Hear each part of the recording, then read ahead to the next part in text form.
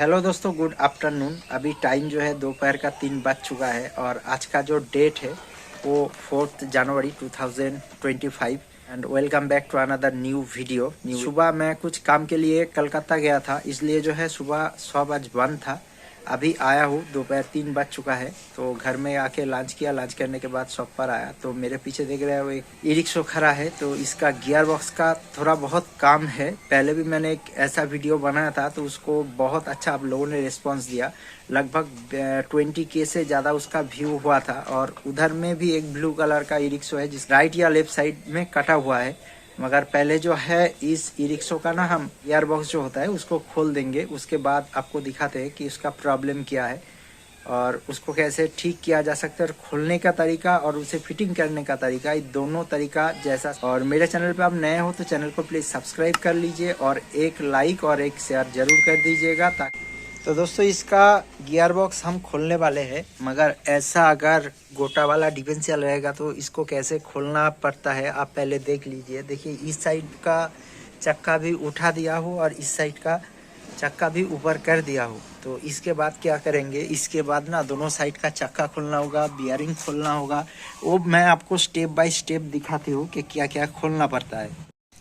तो दोस्तों देख सकते हो कि इस साइड का जो चक्का है मैं खोल चुका हूँ। वो चक्का खोलने के बाद प्लेट को भी खोलना पड़ता है। उसके बाद जो एक्सेल इसको भी ना खींच के थोड़ा बाहर निकालना पड़ता है। ये ऐसा मैंने जैसे इस साइड खोला, ऐसा अगर दोनों साइड आप नहीं खोलते हो तो बीच में जो डिफरेंशियल हंडी है इस ये वाला, ये नहीं खुलेगा। इसका जो प्रॉब्लम है आप देख लीजिए, ये डबल गियर वाला जो बियरिंग रहता है ना पूरा टूट चुका है। देख सकते हो पूरा टूट चुका है। तो इसी को हम चेंज करेंगे। और लग रहा है कि बाहर से कि एक बियरिंग है, मगर ये बियरिंग चेंज करने में बहुत झमेला है। कम से कम 2 से 3 घंटा टाइम इसका लग जाता है। तो जैसा मैं इस साइड खोला हूँ वैसे ही उस साइड खोलने के बाद मोटर को हमको डिफरेंशियल से छुड़ा देना होगा, नीचे कर देना होगा। उसी के बाद जो है यहाँ पर 5 या 6 नाट होता है 13 नंबर वाला। इस सब को खोलने के बाद जो है यह हंडी हमारे हाथ में आएगा। तो मैं उस साइड खोलने के बाद हंडी खोल के आपसे बात करती हूँ और आपको दिखाती भी हूँ कि क्या इसका प्रॉब्लम है। ये अंधेरी में तो ठीक से दिखाई नहीं दे रहा है। इसको खोलने के बाद आपको दिखाती हूँ कि इसका प्रॉब्लम क्या है।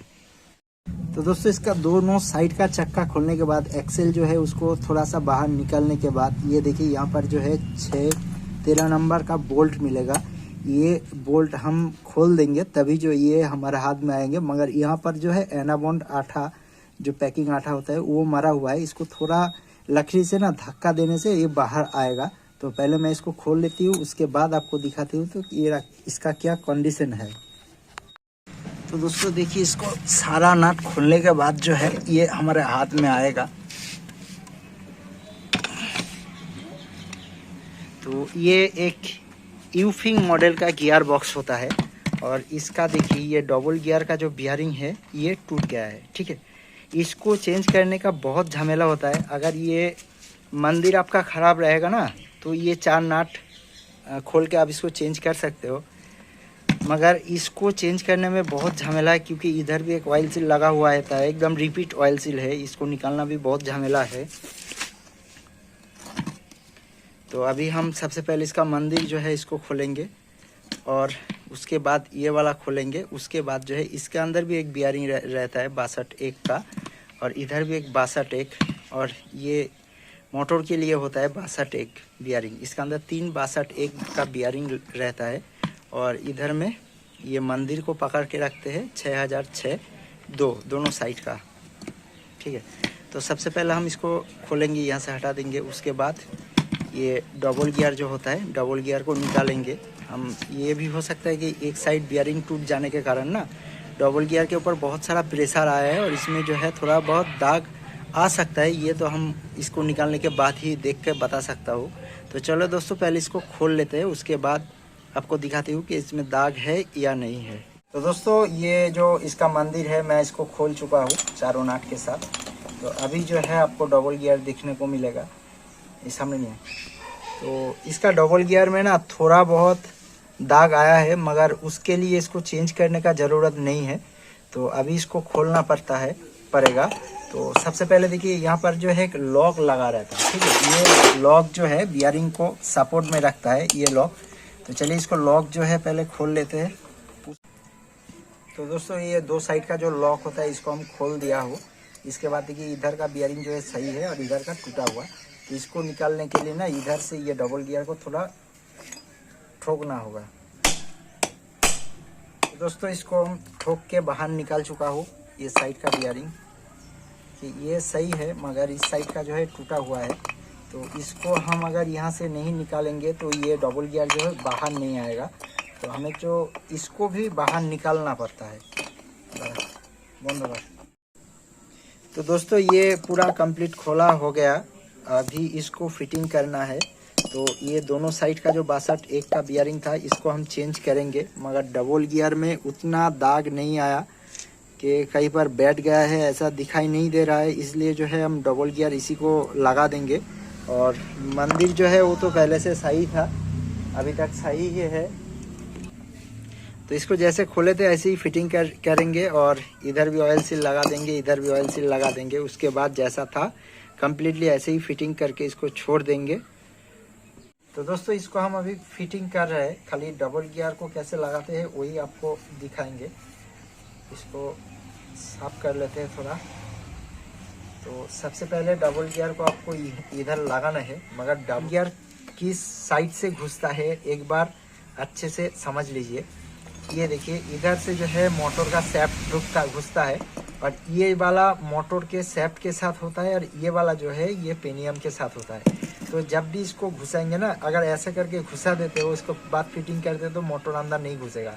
ये आप ध्यान में रखिएगा कि जिस साइड से मोटर घुस रहा है ना उसी साइड जो बड़ा वाला राउंड सेव है ये मोटर के अंदर रहेगा। मतलब ये इस साइड से मोटर घुस रहा है तो इस साइड में रहेगा। जैसा मैं अभी घुसा रहा हूँ ये देखिए, ऐसे कंडीशन में इसको घुसाना पड़ता है। उसके बाद जो है बियरिंग इधर लगा दीजिए। खोलने का टाइम थोड़ा दिक्कत होता है, मगर ये लगाने का टाइम कोई दिक्कत नहीं होता है, आराम से लग जाता है। ये देखिए इस साइड कंप्लीट हो गया। अभी इस साइड को घुसा,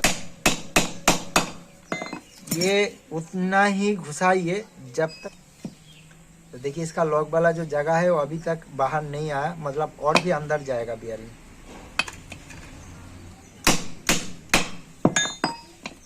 अभी देखिए बियर लॉक का जगह मिल गया, मतलब ये सही है। अभी इस साइड से भी घुसाएंगे सेम सिस्टम में।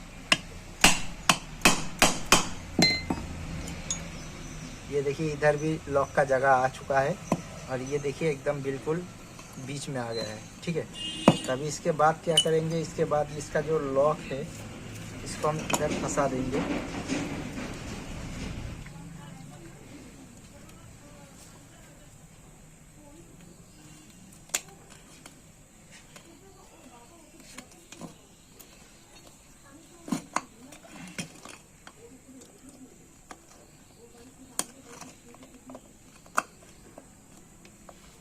ये देखिए दोनों साइड का लॉक हमने लगा दिया है। और इसके बाद जो है इसका ऑयल सील जो कैप रहता है कैप को लगा दूंगी। ये देखिए ये लग गया। और इस साइड का भी एक कैप है, तो इस साइड का भी ये ऑयल सील हम लगा देंगे। इसके बाद जो है थोड़ा सा एनाबॉन्ड इसके ऊपर मार देंगे, क्योंकि ये जो है अगर ढीला रहेगा तो इसको कस के पकड़ लेगा वो एनाबॉन्ड। दोनों साइड में मारेंगे। तो इसके बाद जो है अभी ये मंदिर को फंसाएंगे। थोड़ा साफ कर लेते हैं इसको, इधर लगा देंगे तो ये तैयार हो जाएगा।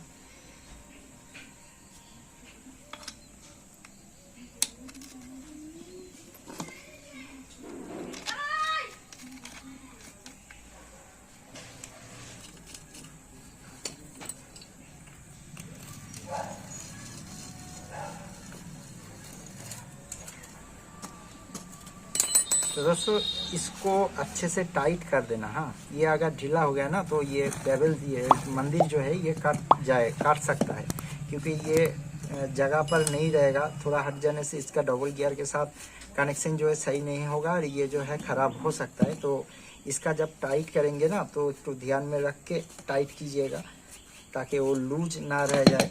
तो इसका काम अभी कंप्लीट हो गया है। यहाँ पर जो है अभी एनाबॉन्ड मार के जैसा फिटिंग किया था वैसे ही फिटिंग करके इसको हम छोड़ देंगे। तो दोस्तों मैं जब 3 बजे आया था तो मेरे पास 2 ही ई रिक्शो थे काम करने के लिए, मगर अभी देखिए बहुत सारे ई रिक्शो मेरे पास आ गया है। 2 ई रिक्शो और आया जो ब्रेक शू का काम करेंगे, और एक बाहर में है जिसका वायरिंग का थोड़ा बहुत प्रॉब्लम है, उसी को हम चेक करने के लिए जा रहे हैं। चाबी लाओ। तो दोस्तों ये जो ई रिक्शो है इसका थोड़ा बहुत वायरिंग का प्रॉब्लम है। पहला प्रॉब्लम इसका देख लीजिए, मीटर में लाइन आ रहा है मगर एक्सेलेटर जब आप बढ़ाते हो तो ये थोड़ा झटका मार के ना छोड़ दे रहा है। तो ऐसा अगर कंडीशन आपके पास आ गया तो आपको क्या करना होगा, उसी के ऊपर जो है इसका वीडियो है। तो दोस्तों ऐसी कंडीशन में आपको सबसे पहले क्या चेक करना होगा, इसका 48 वोल्ट आपको चेक करना होगा। तो मल्टीमीटर मैंने ले चुका हूँ और इसका 48 वोल्ट हम चेक करेंगे। देखिए यहाँ पर जो है 48.8 वोल्ट इसका वोल्टेज बता रहा है, मगर एक्सेलेटर दबाने के बाद चेक करना पड़ेगा कि इसका वोल्टेज कितना आ रहा है। तो पुश करो, ये बार एक्सेलेटर तो मत ना। तो दोस्तों देखिए यहाँ पर जो है 48.5 बता रहा है, एक्सेलेटर मारने के बाद देखिए कितना आता है। मारो और वास्ते। हाँ, तो यहाँ पर जो है 36 आ रहा है। तो एक ई रिक्शो चलने के लिए कम से कम जो है 42 से 43 वोल्टेज का ज़रूरत होता है, उसी के बाद जो है मोटर रोटेट करता है। मगर ये पूरा लोड में है तो इसलिए जो है छोड़ दे रहा है। तो इसका अभी बैटरी का प्रॉब्लम है, या फिर इस साइड जो वायर है ना, देखो देखिए ये जो वायर है या इस वायर के यहाँ से भी छूट गया होगा, ऐसा भी हो सकता है। तो हम पहले इसका 24 वोल्ट जो है 24 वोल्ट को चेक करेंगे। देखिए यहाँ पर जो है 22.3 बता रहा है।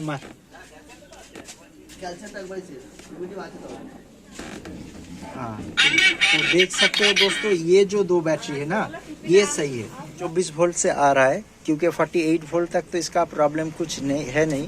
तो अभी हमको इस साइड का जो बैटरी है इसको चेक करना होगा। इसका वायर का भी प्रॉब्लम हो सकता है और इसका बैटरी का भी प्रॉब्लम हो सकता है। तो चलिए दोस्तों बैटरी को पहले खोल लेते हैं, उसके बाद चेक करते हैं। तो दोस्तों इसका पहले हम ना सिंगल में बैटरी को एक बार चेक कर लेंगे ना, चाबी ऑन पर एक बार सिंगल में चेक कर लेंगे जे कोनो जेटा ठाका। तो देखिए दोस्तों इसमें जो है 9.2 वोल्टेज बता रहा है। तो इसका मतलब जो है एक ही बैटरी खराब हुआ है, ये बैटरी शायद सही है। एक बार मापो, ये देखिए ये 12.8 है, मतलब ये सही है। ये अगर आपको एक्सेलेटर मारते हुए मापेंगे ना तो इसमें जो है माइनस तक ये जा सकता है। मारो, देखिए ये माइनस तक चले जा रहा है, क्योंकि ये उल्टा देखिए अभी जो है पॉजिटिव मतलब प्लस में है, अभी माइनस हो जाएगा थोड़ा सा एक्सेलेटर दबाने से। मार ये देखिए -3 से लेके -5 तक जा रहा है। ये बैटरी जो है एकदम खराब हो चुका है, तो इसका कारण जो है ये नहीं चल रहा है।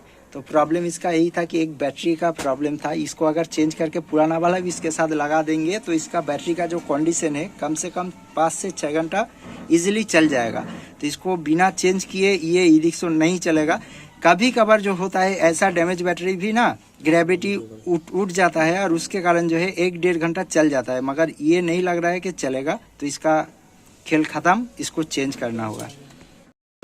तो दोस्तों ये काम करते करते और एक वायरिंग का प्रॉब्लम लेके मेरे पास आ गया। इसका काम तो मैं अभी नहीं कर पाऊंगी क्योंकि टाइम नहीं होगा। तो इसका प्रॉब्लम वो सेम रिवर्स प्रॉब्लम देखिए। और वो जो राजस्थान से शंकर भैया ने मुझे कॉल किया था, तो उसका हिसाब से जो है ये रिक्शा सही है, क्योंकि वो उसका पॉजिटिव का रिवर्स वाला सिस्टम का एक वीडियो चाहिए था। सूरज ढलने से पहले मुझे अगर टाइम मिलेगा तो मैं इसका पूरा डिटेल्स आपको दे दूंगी। तो अभी तक जो है वो डिफरेंशियल वाला काम फिटिंग करना होगा, उसके बाद जो है ये सब काम हम कर सकेंगे। तो दोस्तों मेरा जो फर्स्ट काम था डिफरेंशियल का, वो गियर बॉक्स खोलना, वो कंप्लीट हो गया है। और उसके बाद जो सेकंड काम था ये एक्सेल, इसको भी मैं खोल चुका हूँ, मगर इसका एक्सेल का जो माप है वो मेरे पास अभी है नहीं, इसलिए थोड़ा टाइम लगेगा। तो तब तक जो है इस ई रिक्शा का ना ब्रेक शू हम तब तक चेंज कर लेंगे। इसके बाद जो है उसका भी ब्रेक शू चेंज होगा। तो चलिए दोस्तों इसका जो ब्रेक शू है पहले चेंज कर लेते हैं। तो दोस्तों अभी टाइम हो चुका है शाम को 5 और मेरा जो है पहला काम हो चुका है। सेकंड काम जो था उसको भी खोल चुका हूँ। थर्ड नंबर जो काम है उसको ब्रेक शू हम चेंज करने वाले हैं। लग रहा है कि आज का वीडियो जो है बहुत बड़ा हो जाएगा, क्योंकि वो जो डिफरेंशियल का गियर बॉक्स था उसका वीडियो बीच में, मगर हम सोच रहे हैं कि उसका वीडियो ज़्यादा बड़ा मत करके ना उसका अलग एक वीडियो अपलोड कर देंगे कल ही की डेट में। तो चलिए दोस्तों इसका ब्रेक शू हम चेंज कर लेते हैं, उसके बाद जो है चौथा नंबर जो मेरा ई रिक्शा है उसका ब्रेक शू पकड़ लेते हैं। दोस्तों मेरा जो 4th नंबर ब्रेक शू वाला काम था हो चुका है और ये लास्ट है ब्रेक शू का। उसके बाद जो है इसका एक्सेल खुला हुआ है और बाहर एक वायरिंग का प्रॉब्लम लेके एक ई रिक्शा आया है, मगर उसका वीडियो हम नहीं बना सकेंगे क्योंकि अभी अंधेरा हो चुका है और वो कुछ दिखाई नहीं देगा। हम कोशिश करेंगे वीडियो बनाने के और क्या प्रॉब्लम है ये तो आपको बता सकते हैं और इसको कैसे ठीक कर सकते हैं ये तो बता सकते हैं। तो हमने जितना हो सके हमसे हम बता देंगे आपको, कोशिश करेंगे दिखाने के लिए। तो चलिए दोस्तों ये लास्ट वाला ब्रेक शू जो है इसको भी कंप्लीट कर लेते हैं क्योंकि अभी टाइम हो गया, शाम को 6 बज चुका है। तो दोस्तों इसका प्रॉब्लम जो है ये एक्सेलेटर अगर हम दबाते हैं तो चलता है, कुछ प्रॉब्लम नहीं है, मगर एक्सेलेटर इसका छोड़ देने के बाद भी देखिए ये हल्का घूम रहा है। देखिए मैंने इसका एक्सेलेटर जो है छोड़ दिया है फिर भी जो है रुक नहीं रहा है, हल्का घूम रहा है। तो इसका अभी जो है रुक गया, मगर कभी कभार जो है वो शॉर्ट होने के कारण ना घूम रहा है। ये देखिए मैंने इसका एक्सेलेटर छोड़ दिया फिर भी ये घूम रहा है। ठीक है, तो यही प्रॉब्लम है। ये प्रॉब्लम अगर आपको हो रहा है तो अभी अंधेरे में आपको दिखा नहीं पाऊंगी, मैं बस आपको बोल देती हूँ। तो इसका जो प्रॉब्लम होता है ना वो ग्रीन कलर का जो एक्सेलेटर का वायर होता है उसमें रेस जमने के कारण जो है हल्का घूमता है। कभी कभार जो है एक्सेलेटर खराब होने के कारण भी होता है क्योंकि इसका जो एक्सेलेटर है ये नया है। देखिए अभी भी घूम रहा है। ठीक है, देखिए कोई नहीं है फिर भी अपने आप घूम रहा है।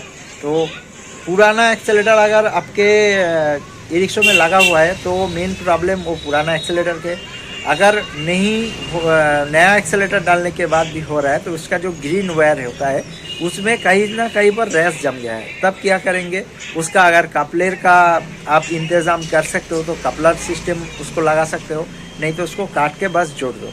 तो आज का ये काम हम करके छोड़ देंगे क्योंकि अभी आपको दिखाई नहीं जाएगा ये, क्योंकि अंधेरा बहुत हो गया है।